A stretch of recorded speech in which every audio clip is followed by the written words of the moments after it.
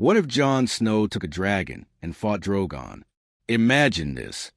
Snow whipping across the ruins of King's Landing, the air heavy with the stench of ash and death, and above it all, two shadows tearing to the smoke-filled sky.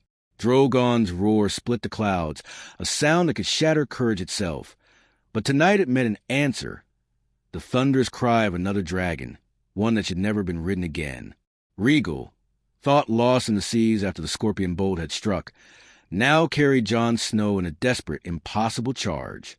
The sight alone was enough to freeze soldiers mid-step, to make survivors below forget the blood on their hands. High above, talons scraped against talons, wings slashed the wind, and the fire in Drogon's throat glowed like molten gold ready to pour. Jon gripped the saddle straps until his knuckles burned white, Ghost's old instincts pounding in his chest. If he hesitated, they'd both die. But here's where it gets insane. Drogon wasn't just fighting for survival. He was fighting for her. Daenerys stood on the crumbling steps of the Red Keep, eyes wild, hair tangled with soot, watching her last child defend her reign. The moment Drogon's flame erupted toward them, it was like staring into the mouth of the gods themselves. Rhaegal spun midair, and the blast missed by inches, burning away the upper spire of the Tower of the Hand. Stone rained down. Somewhere below, screams rose and were swallowed by the chaos. Jon's mind screamed at him to end it quickly, to strike before Drogon's second breath came, but his heart twisted. This was still Daenerys' child, the last link she had to her dream. Could he really kill it? Little did he know. Hesitation was the very thing Drogon was waiting for. With a surge of impossible speed, Drogon slammed into Rhaegal's side, claws ripping scales, teeth sinking deep into the soft joint of wing and shoulder. Jon nearly lost his grip, the world spinning in a blur of sky, fire, and blood. He shouted Rhaegal's name. Not that the beast understood words, but the sound was raw, commanding, the same way he once called Ghost in the heat of battle. Rhaegal twisted violently, snapping his massive head into Drogon's jaw, a bone-cracking sound echoing like thunder over the ruins. Okay, pause. Can you even imagine seeing this from the ground? Two dragons locked in death above the ashes of the Seven Kingdoms? This wasn't just a fight. It was a crown deciding its master. Back in the sky, Drogon pulled free, banking upward for another strike. Jon's vision narrowed, the world fading to just a massive black shadow above him. He leaned low over Rhaegal's neck, speaking into the rush of wind, the words half prayer, half command. Faster, higher. And Rhaegal obeyed. They soared above Drogon's rise, and for a heartbeat Jon saw the Red Keep, Daenerys' tiny figure below, and Tyrion in the rubble watching with a look that was equal parts awe and dread. If Jon won, it would be the end of Daenerys' rule. If he lost, there would be no one left to stand against her fire. But here's where everything changed. Rhaegal didn't just dodge Drogon's next strike. He dove straight into it. Fire bathed them both, heat like 1,000 forges roaring over Jon's armor. But Rhaegal's momentum carried him under Drogon's wing. Jon raised Longclaw, not to stab, but to slash the sensitive membrane, a blow meant to cripple without killing. The blade bit deep. Drogon's roar split the heavens, and for the first time, his massive body faltered. And yet, as Drogon tumbled back toward the keep, Jon felt no victory in his chest, only the cold weight of what came next. Because if Drogon fell, Daenerys would never forgive him. And that meant this fight wasn't just dragon against dragon. It was the first move in a war that would decide the fate of every soul left breathing in Westeros. Rhaegal's wings beat furiously, the strain of the fight clear in every shuddering motion. The cut along Drogon's wing hadn't crippled him. It had only made him angrier. Below, Daenerys was screaming something Jon couldn't hear, her voice lost to the wind and the clash of wings. Her eyes burned into him like dragon fire, not with fear, but with betrayal. The same man who had once bent the knee was now turning her own kind against her. And in that instant, Jon knew this wasn't just a fight for survival. This was an open declaration of war. Drogon twisted, his injured wing beating harder than before, refusing to let pain slow him. With an ear-splitting screech, he lunged again, snapping at Rhaegal's neck. The two dragons collided so hard it was like a mountain striking another mountain. Jon's vision blurred from the impact, his grip slipping on the reins. He caught himself at the last second, the saddle leather slick with blood. He didn't even know if it was his or Regal's. All around, ash and debris swirled like a storm, the ground far below lost beneath a churning gray sea. Meanwhile, word of the aerial battle was spreading like wildfire through the shattered streets. Lannister survivors clung to crumbling walls, pointing skyward with trembling hands. Unsullied soldiers broke formation to watch. Even the small pockets of northern troops who had come with Jon stood frozen, torn between awe and dread. For every man who prayed for Jon's victory, there was another who feared what it would mean if he truly struck down Drogon, a northern king on Dragonback. That would shake the Seven Kingdoms more than any Targaryen conquest ever had. Here's where it gets crazy. Tyrion Lannister, covered in dust and blood, began pushing through the chaos toward the Red Keep steps. He had no sword, no armor, just a heavy knowledge that whatever happened in the next few minutes would seal the realm's fate. If Jon killed Drogon, Daenerys' hold on power would be shattered and chaos would erupt. But if Drogon killed Jon, there would be no one left to challenge her fire and blood. In the sky, Regal dove hard, dragging Drogon into a spiral over the city. They skimmed so low their wings sent roofs caving in, scattering terrified civilians who had survived the sack. Drogon unleashed a torrent of flame, a swath of fire that burned a path through the ruins. Jon shielded his face, feeling the heat claw at him through armor and leather. His mind raced. He couldn't keep fighting in the open like this, not without risking half the survivors in the city. He needed to force Drogon away from the people, out to sea. Jon shouted into the wind, not knowing if Regal understood the words or the urgency in them. But the dragon turned, banking hard toward Blackwater Bay. Drogon followed without hesitation, wounded but relentless, his shadow stretching over the broken harbor. Daenerys, now nothing more than a speck on the Red Keep steps, raised a hand toward them. Whether it was a command or a silent plea, Jon couldn't tell. Then came the moment that made every soldier on the shoreline stop breathing. Both dragons plunged into a vertical dive toward the dark waters. The wind howled. The waves rose to meet them. At the last second, Regal pulled up, sending Drogon skimming dangerously low over the sea. Salt water exploded into steam as Drogon's fire met the waves. The air reeked of brine and scorched scale. And here's the thing. This was no longer just about who could win in the air.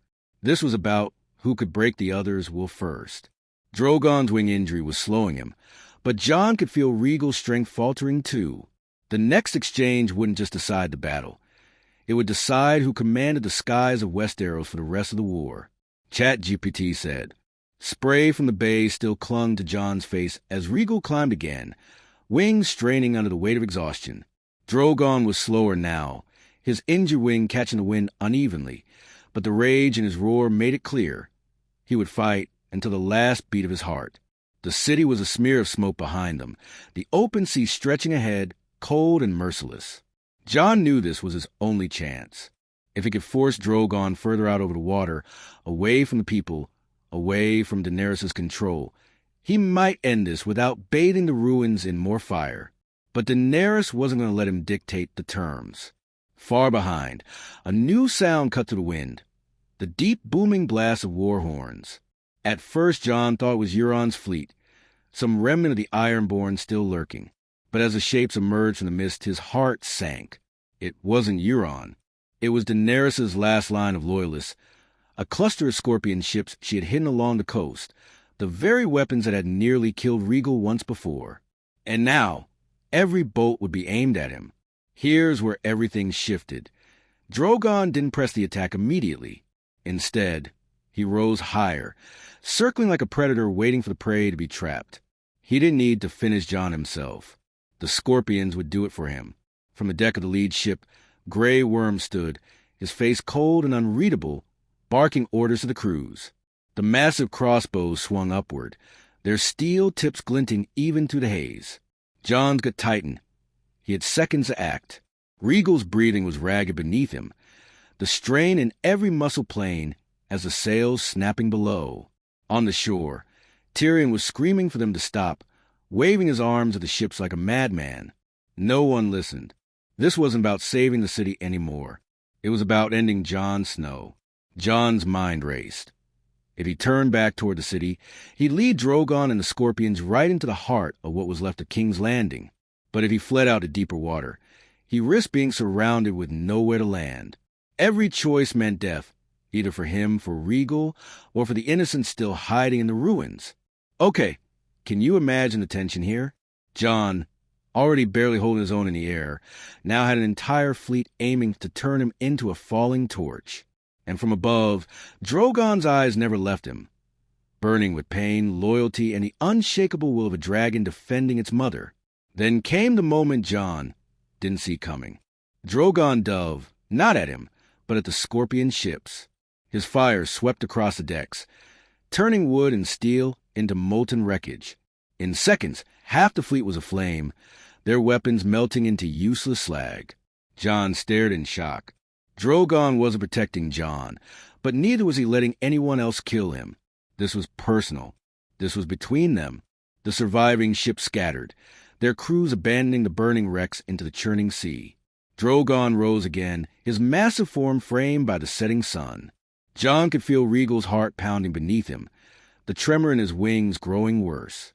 The next clash would be the last, for one of them, and that's when Daenerys made her move. From the Red Keep, she had mounted her own black horse and was riding hard for the harbor, Unsullied forming a spearhead around her. She wasn't coming to watch. She was coming to finish this with her own hands, to make sure that if Drogon fell, Jon Snow would fall with him. Want me to push right into the breaking point of the dragon duel, where one finally goes down and the war for the Iron Throne changes forever? That's where the emotional and political stakes will explode. The sun was sinking fast, bleeding its light into the restless sea. The horizon burned with the same deep crimson that stained Drogon's scales. Rhaegal's wings beat harder, each stroke slower than the last, his labored breaths rumbling through his chest like distant thunder. Jon felt every tremor, every falter. It was the same exhaustion he'd felt himself on a battlefield, the moment when the body starts giving up even as the mind screams to keep fighting. Drogon came from above, a shadow blotting out the last light. His roar split the air, a sound that wasn't just fury, it was finality. This was a charge meant to end it. Jon leaned low against Rhaegal's neck, muttering a command through gritted teeth. Rhaegal twisted at the last second, the black blur of Drogon's talons missing his throat by a whisper. The two dragons locked eyes midair, and for a heartbeat it was like time stopped. Two ancient creatures, neither willing to yield, both knowing only one could rule the skies. Here's where it gets brutal. Drogon's injured wing dipped, but he used momentum to slam into Rhaegal's side, his jaws finding the thick muscle near the shoulder. The sound was sickening, scale-tearing, muscle-ripping. Jon's grip slipped, his boot catching on the saddle straps, dangling him half out into the open air. The sea rushed far below. With a violent heave, he hauled himself back up, just in time to see Rhaegal rake his talons down Drogon's chest. The black dragon roared in agony, the force of the blow knocking him back in a spiraling drop toward the waves. From the shore, Daenerys' cry carried across the water, raw and desperate. She spurred her horse faster, the Unsullied closing around her like a wall of spears. She wasn't coming to save Drogon. She was coming to kill Jon if her dragon couldn't. The sight sent a cold weight into Jon's chest. He had no illusions now. There would be no reconciliation after this. Whatever they had shared, whatever fragile trust had existed, was burned away. Drogon wasn't finished. With a surge that defied his wounds, he pulled himself out of the dive, sea spray cascading from his body. His wings hammered the air as he climbed, angling straight for Jon. There was no feint, no circling, just a full-on death or glory charge. Rhaegal met it head-on, the two dragons colliding with force that rattled Jon's teeth in his skull.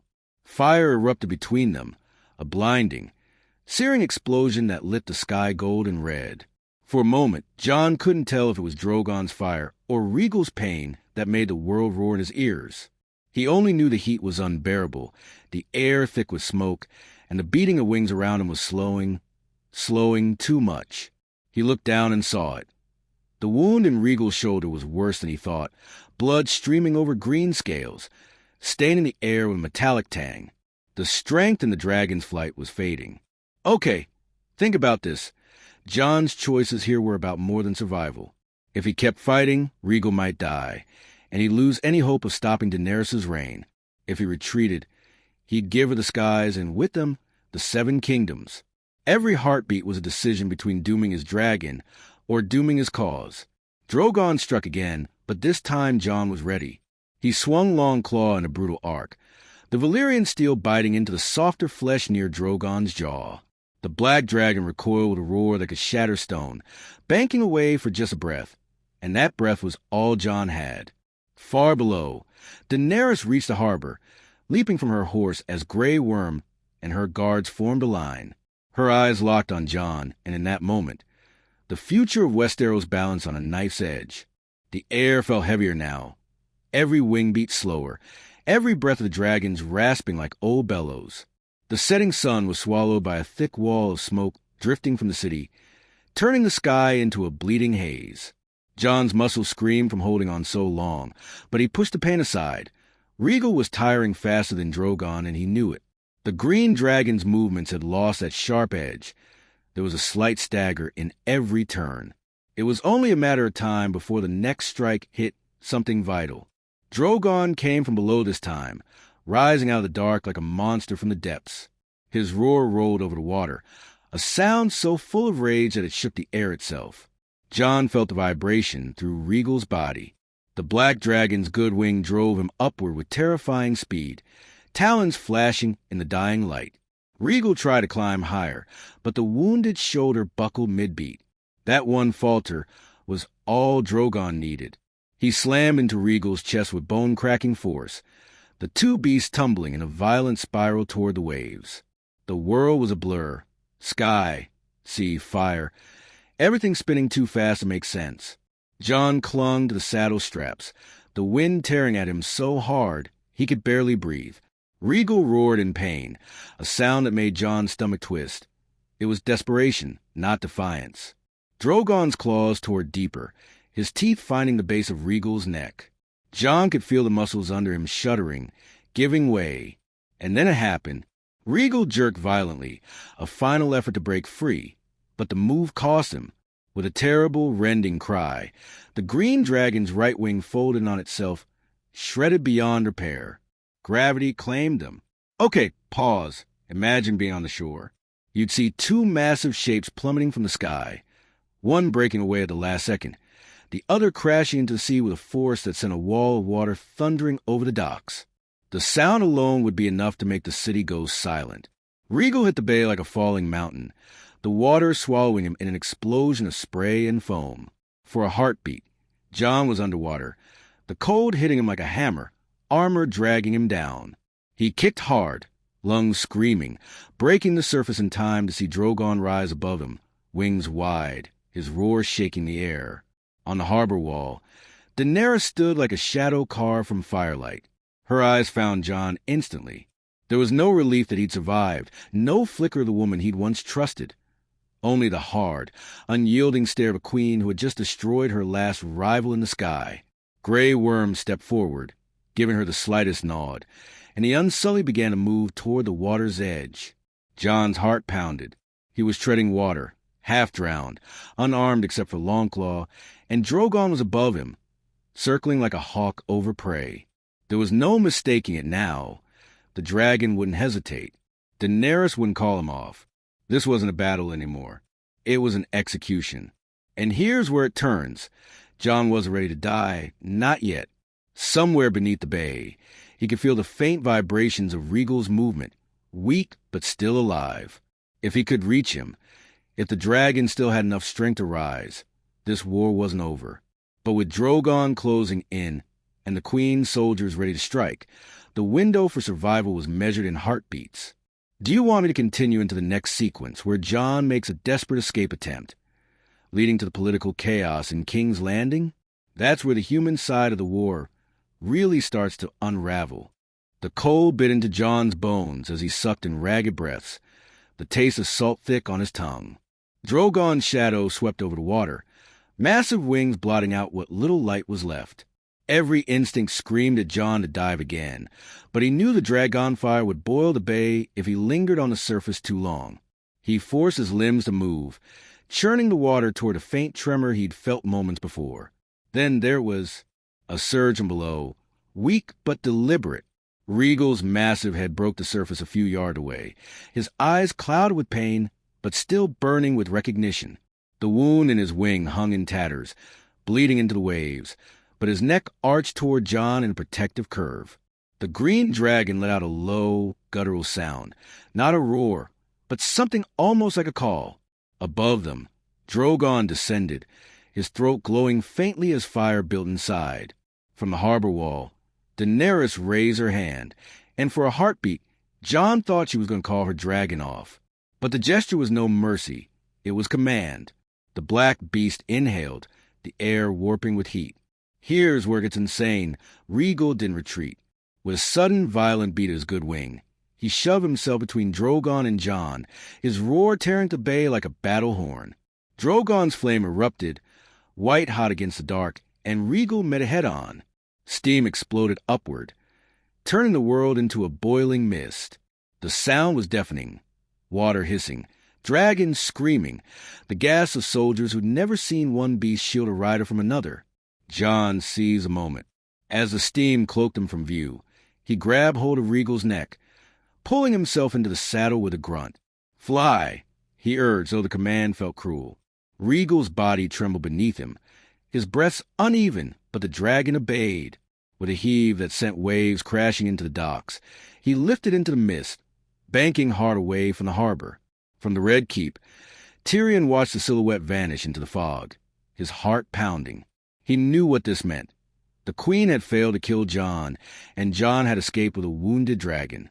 That knowledge alone would ignite whispers, and whispers in King's Landing had a way of turning into wildfires. Daenerys' face didn't change as Drogon circled back to her. She reached out, resting a hand against his blood-slicked scales, her gaze fixed on the fog where Jon had disappeared. "Find him," she said to Grey Worm, her voice cold enough to cut steel, "and bring me his head." Back over the bay, Jon pressed himself low against Regal's neck, feeling each labored wing beat. Every movement was agony for the dragon, and Jon knew they wouldn't get far. But every moment they stayed ahead of Daenerys' men was a moment to plan, a moment to decide whether to run, or to gather what few allies he might still have left, and strike back before she could cement her reign. And here's the thing, this escape wasn't victory. It was a wound, a visible, bloody reminder that the fight for the Iron Throne was no longer between houses or armies or even ideals. It was between two riders, two dragons, and the future of the Seven Kingdoms balanced on who would outlast the other. Want me to keep going into the political fallout in King's Landing as rumors spread that Jon still lives and Daenerys' control starts a fracture? That's where the tension starts boiling on the ground. Fog still hung over the bay when the first whispers began. By the time the sun rose the next morning, those whispers had multiplied into a dozen versions of the same tale. Jon Snow had faced Drogon in the skies, lived to tell it, and vanished into the mist on the back of his own dragon. No one agreed on the details. Some swore he'd wounded Drogon so badly the black beast limped back to the Red Keep. Others claimed Regal had been mortally injured and Jon had fled before Daenerys could finish them both. But in every retelling, one truth remained. The Queen had failed to kill him. In King's Landing, that truth spread like wildfire through a city already smoldering with resentment. The Unsullied tried to stamp out the talk, dragging men into alleys and silencing them before they could gather a crowd. But rumors are like rats in the capital. They survive every purge. In the markets, fishmongers muttered about the true king in the north still breathing. In the taverns, drunk sellswords argued over whether Jon would return with the North's full strength to finish what the dragons had started. Even in the Red Keep, servants whispered in the dark corners, their eyes darting toward the Queen's closed council chambers. And here's where it got dangerous. These weren't just idle words. Some of the Queen's own supporters began asking quiet questions. Grey Worm heard them but never answered. The Dothraki didn't bother hiding their doubts. To them, the man who could face a dragon and survive might be worth following, even if he wasn't Khaleesi's blood. Tyrion felt it too. Standing in the council room, hands clasped behind his back, he listened to Varys' old network of informants feeding scraps of news. None of it was certain, but the pattern was undeniable. People were starting to believe in Jon Snow again.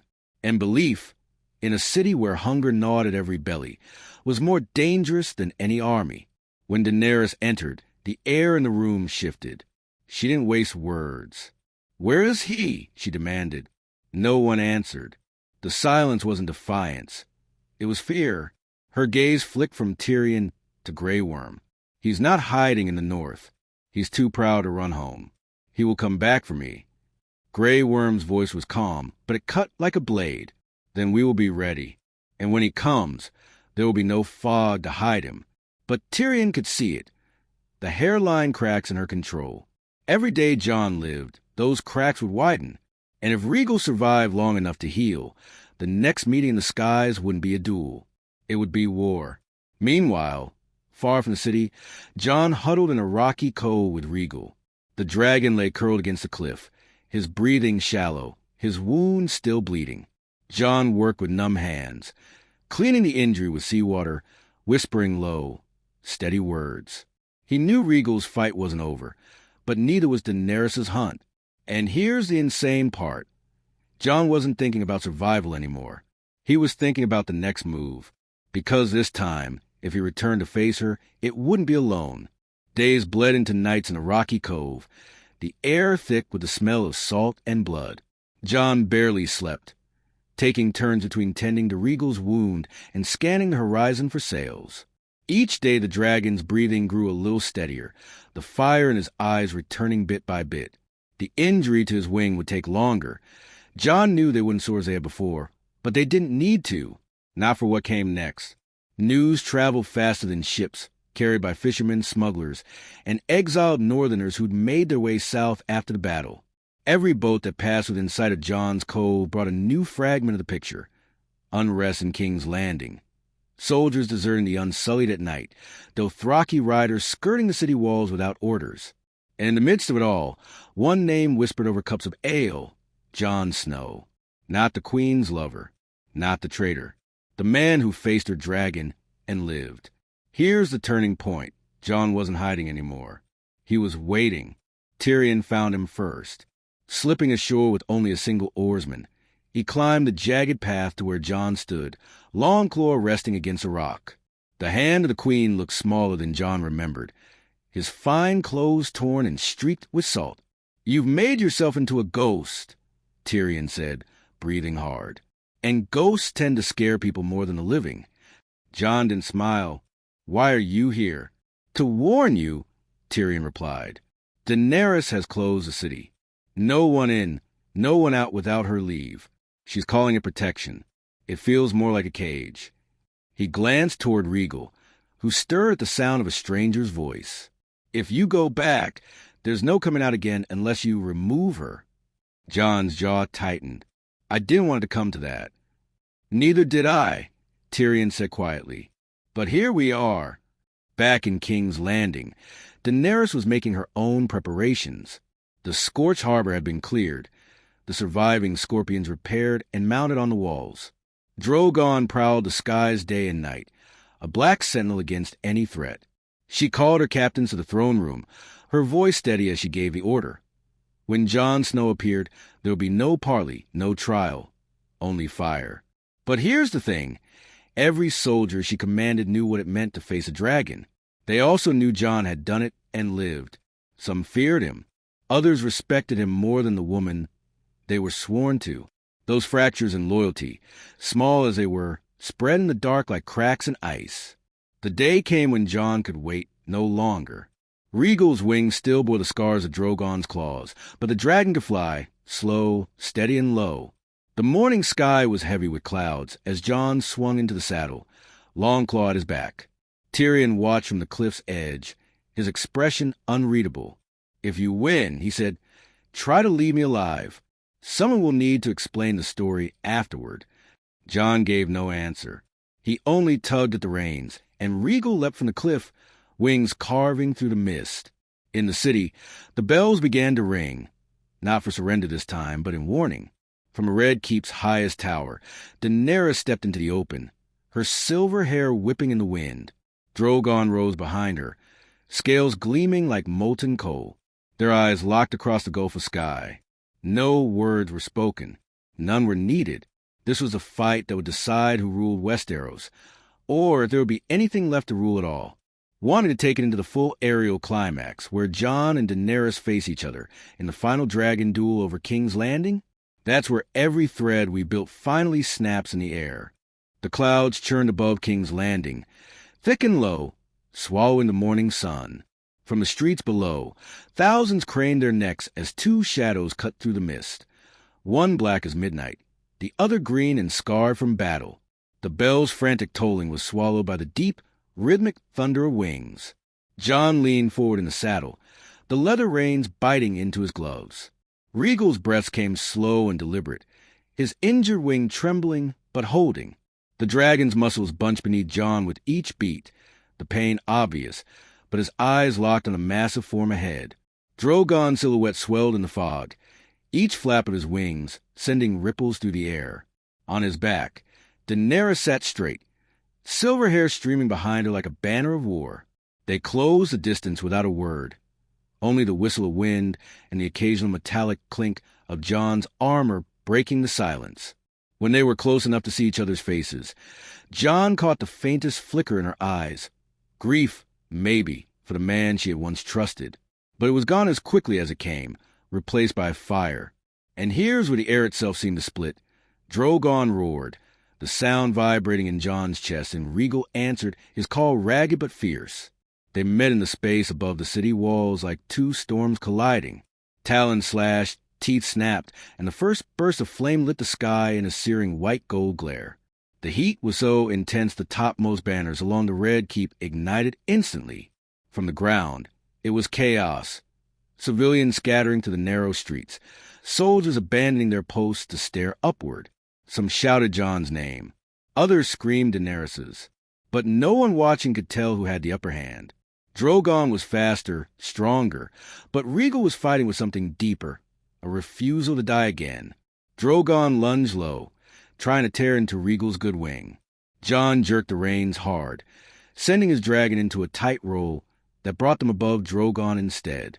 He swung Longclaw in a brutal downward arc, the blade glancing off the thicker scales near Drogon's neck. It didn't pierce deep, but it drew a line of blood, and the black dragon's roar shook the city to its foundations. Daenerys' voice rose over the wind, a command Jon couldn't hear, but Drogon understood. The beast twisted sharply and surged upward, fire erupting from his jaws in a blinding torrent. Rhaegal barely banked in time, the blast scorching the tip of his wing and sending a burning pain to the saddle into Jon's legs. Okay, imagine this from the rooftops. Two dragons weaving and striking above the smoldering city, flame falling in arcs that lit whole blocks. Every second, it felt like one of them would falter, plummet, and change the war in an instant. Then came the moment neither rider could take back. Rhaegal lunged in, jaws clamping on the membrane of Drogon's damaged wing, tearing it wider.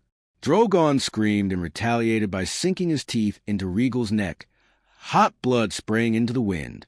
Both beasts locked together, tumbling downward in a deadly spiral toward the Red Keep itself. Stone cracked and towers shook as they struck the upper battlements. Jon was thrown sideways in the saddle, nearly losing his grip, while Daenerys slid forward against Drogon's neck, clutching the reins tight. Dust and shards of masonry exploded around them. Soldiers fled the walls, knowing the next move could level half the keep. Jon pulled himself upright, Longclaw in hand. Rhaegal crouched low and ready. Across the rubble, Daenerys straightened, her face set like carved ice. Neither spoke. The dragon shifted, muscles coiling, and the city held its breath. Because the next charge would decide everything.